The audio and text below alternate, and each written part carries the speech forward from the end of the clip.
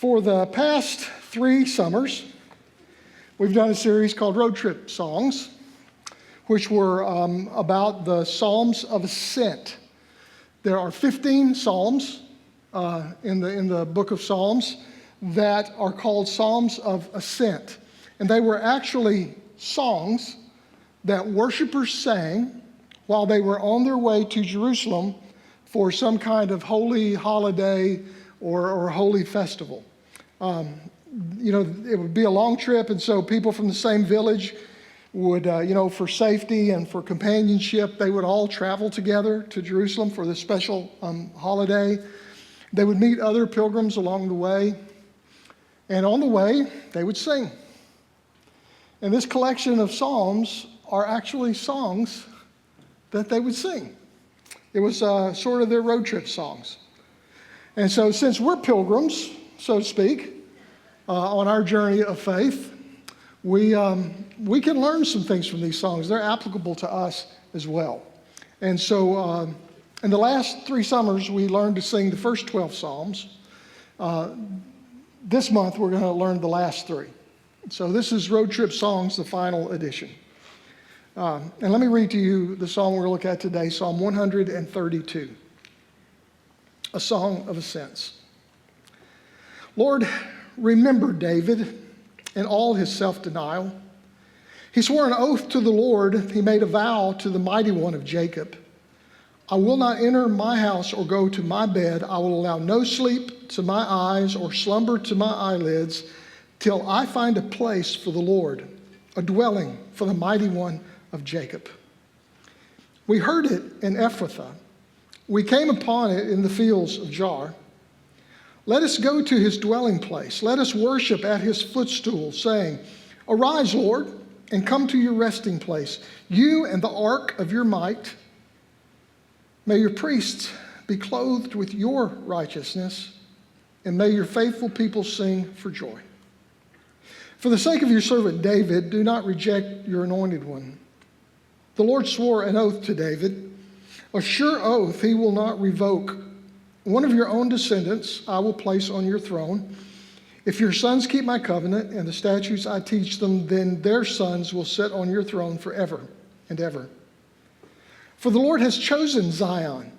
He has desired it for his dwelling, saying, This is my resting place forever and ever.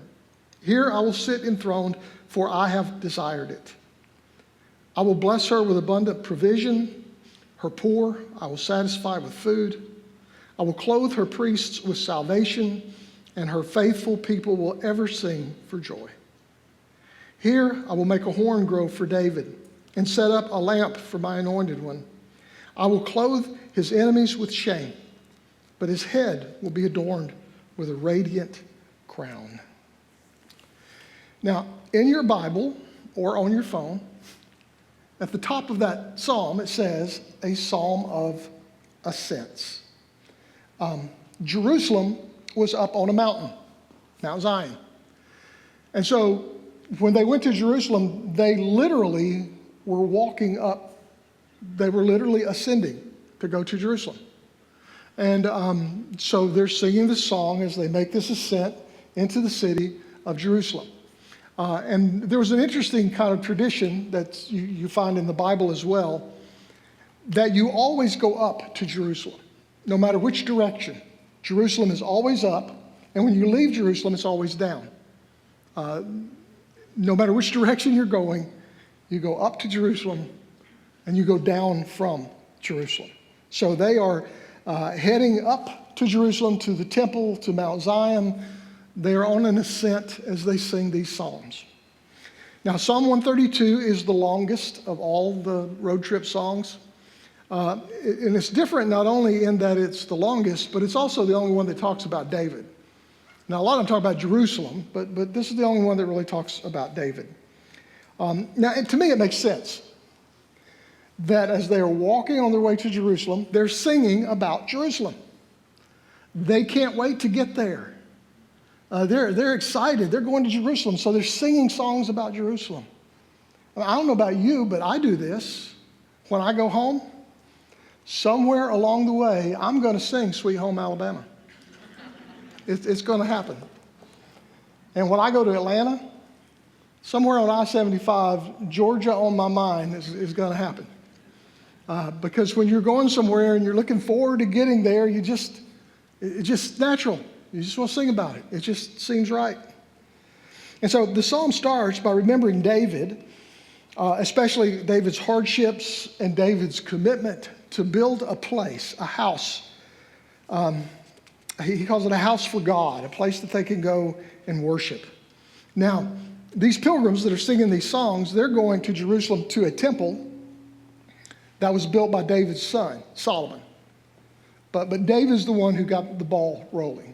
And so this prayer is kind of a prayer to remember a faithful life, or one that was faithful most of the time. But now it's the middle section of this psalm that I find really fascinating. Because as they go up there, as they go toward Jerusalem, go toward the temple, they are remembering the day that David first brought the Ark of the Covenant to Jerusalem. The Ark of the Covenant was the symbol of God's presence. Now, when they get to Jerusalem, the temple's built, and inside the temple, in the very center place where only the priests can go, only the high priest can go, is a room called the Holy of Holies, and inside the Holy of Holies is the Ark of the Covenant. But they're remembering the day that David came into the city carrying, him and some people, carrying the Ark of the Covenant. And what a celebration that was. Now, the Ark of the Covenant is a box. It's about 45 inches long, 27 inches wide, 27 inches deep. It was made of wood, and it was covered in gold. Now, the lid of the ark was solid gold. And on it, there were two cherubim, which are angel-like figures. And their wings met in the middle, and that was considered to be the mercy seat of God. This was where God was present. And this is where you heard God's word. Now, it was a symbol of God's presence. It wasn't really the only place where God was, but it was a symbol of his presence. And it was constructed during the time of Moses. Now, 1 Samuel chapter 6 tells the story of how the Israelites and the Philistines were at war with each other. And the Israelites thought if they bring the Ark of the Covenant with them, because that's where God is supposed to be, then they'll win. But they were wrong. And the Philistines won. And the Philistines took the Ark of the Covenant away from them. And to me, I think this is a good place to stop and make an important point. They treated this symbol of God like it was magic, and then they lost it. And you know, sometimes we do the same thing. If you put the 10 Commandments on the walls of a schoolroom, it will not make children behave any better. That is magical thinking. If you carry a Bible around with you and think that somehow it's going to protect you or you're going to be a better Christian because you have a Bible, now if you read it, you might be a better Christian. But if you just carry it around with you, that's magical thinking. That's magic. And that's not God. That's not how it works. See, they treated the Ark of the Covenant like it was a magic charm, and they lost it. Well, the Philistines captured it. They weren't getting it back. Not even Indiana Jones is going to get it back. But after they had the ark for a while, they had a run of bad luck. And they were doing some magical thinking too. And so they decided to just send it back to Israel. And so they put it on an ox cart and they put some oxen and they sent it to Israel. It ended up at the farm of a man named Abinadab, and that's where it stayed. And people then even forgot where it was. Now the next story is in 2 Samuel chapter 6. And this story takes place some 20 or more years after the first one. David wants to build a house for God, and he wants to bring the Ark of the Covenant to Jerusalem. But they didn't know where it was. So they went looking for it, and they found it. Abinadab still had it. Now look at these verses again. If you'll put verses 6 through 9 back up there again. Read them again in light of this backstory. We heard it in Ephrathah. We came upon it in the fields of Jaar. David heard where the Ark of the Covenant was, and so he went looking for it, and he found it at Abinadab's, which is in the fields of Jaar. So they're talking about David looking for the Ark and finding it. And then, after he found the Ark, they marched into Jerusalem with it. Now listen to these verses again. Let us go to his dwelling place. Let us worship at his footstool, saying, Arise, Lord, and come to your resting place, you and the ark of your might. See, they were going into Jerusalem to the temple. The ark was inside the temple. But they're remembering and reenacting the time when David and the people brought the ark into Jerusalem for the very first time. The ark, which was a symbol of God's presence. And they're marching in there, reenacting it and remembering what happened. In similar fashion this morning, we're going to remember and reenact Jesus last night with his disciples and the giving of the bread and the cup. And we will find grace and we will find God's presence in this sacrament because there is something powerful about remembering and about reenacting. And so the song is both a song and a prayer. It's a prayer to remember David's deed of bringing the Ark of the Covenant into Jerusalem. It's also a plea for God to remember the promise that he made to David that if David's sons would follow God's commands, then David's sons would always be on the throne of Israel.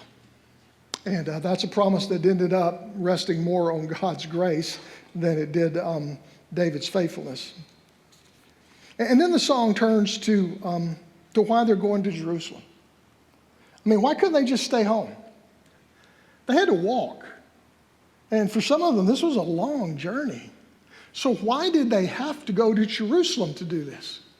Why couldn't they just do it where they were?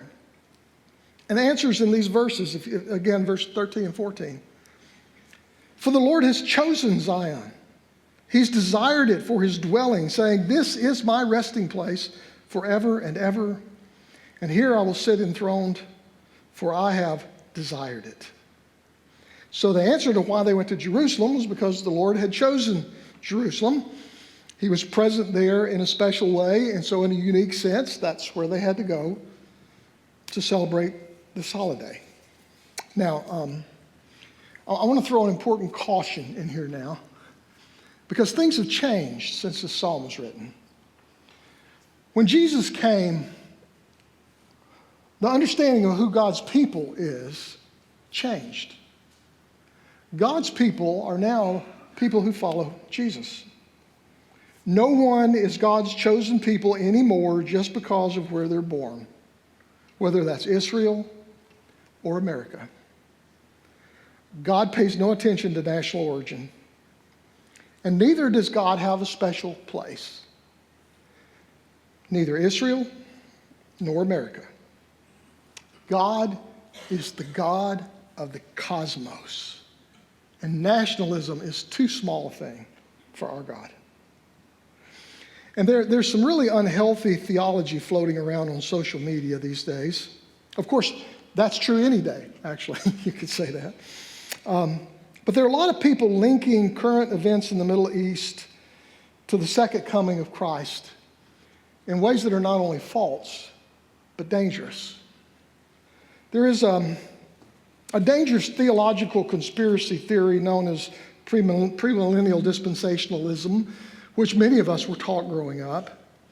It is not a valid way of interpreting what's happening in the Middle East at all. If you have questions about this or you want to talk about this, I'd be happy to, when we got time to go sit down and really talk about it. All you have to do is buy me lunch, and we can talk. Or even coffee. Coffee will do. Or actually, just come by my office. I'll still talk to you if you just do that, if that's it. But beware of Facebook prophets, because doing something in the Middle East to initiate the second coming of Christ is a completely false understanding of theology. You can't bomb some city in the Middle East and think it's going to make Christ come sooner, because we cannot manipulate God. God has God's timeline, and God will do things on God's timeline. We can't manipulate that or change that.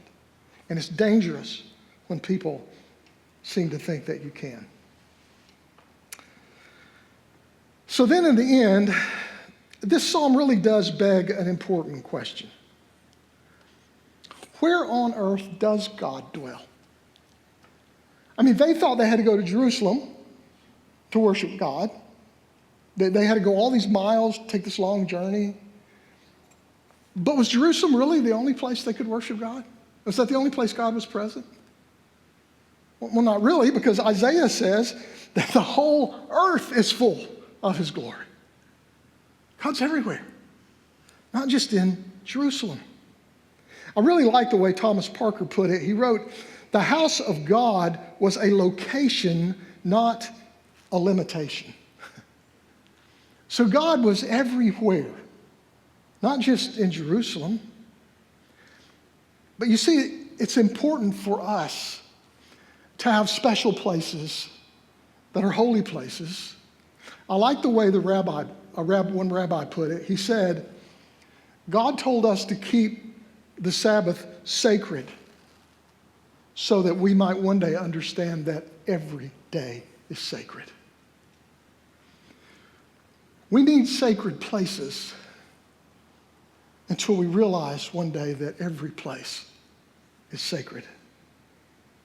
And it's not God that needs a location, a place. It's us. We need it. God's not the one who's limited. We are. And to me, that's why coming to church is important. I mean, we call this place God's house, and we believe God is present here. But we also know God is everywhere, not just here. But that's a truth that's often misused. A friend of mine invited someone to church once, and they said, "You know, I can worship God on the beach just as well as I can worship God in church." And my friend said, "You know, you're right. You can worship God on the beach just as well as you can worship God in church. But you won't." Now there's the truth. God is everywhere. We can worship God anywhere, but we don't. We forget about God and go about our way. There's something about getting up and getting dressed and walking through those doors and seeing each other and sitting down and turning our phone off, or at least not looking at it for a while, and coming here and listening and believing that God has something to say to us and that God will be present with us. God doesn't limit himself to one place, but we limit God because this is about the only time we really take the time to think about who God is. And we come here, we join online, and for this 1 hour, our mindset is different. We want to hear from God. We want to experience God's presence that we just don't in other ways, in other places. And when we taste this bread and drink from this cup, God is with us. And God is present with us at this table in a special way. But we are aware of it. We're thinking about it. You see, it's true that God is everywhere. But we need special places and special times so we can focus and be reminded that God is with us. You see, hopefully, one day, after believing that one day a week is sacred, we'll reach the point in our lives that we understand that every day is sacred. One day, after coming to a place that we believe is a sacred place, one day we'll reach the point where we understand that every place is sacred. And we come to this table and we experience God's presence so that one day we will realize that God is always present with us. Yeah, we have special places, we have special times, not because God needs it, but because we do, until we realize that the whole earth is full of the glory of God. Amen.